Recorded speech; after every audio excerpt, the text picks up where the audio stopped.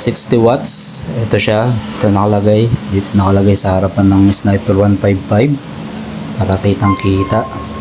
So ayan, testing tayo mga boss. So ayan, low. Yun yung low nya boss. Tapos combi, dilaw.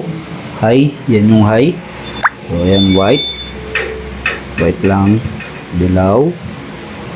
Combi. So ayan mga bossing. So passing.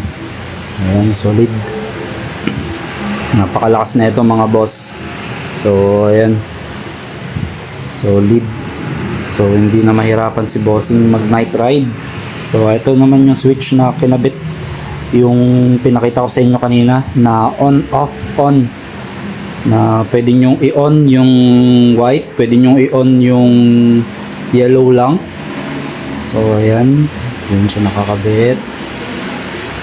So ayan, poging pogi. Maraming salamat sa pag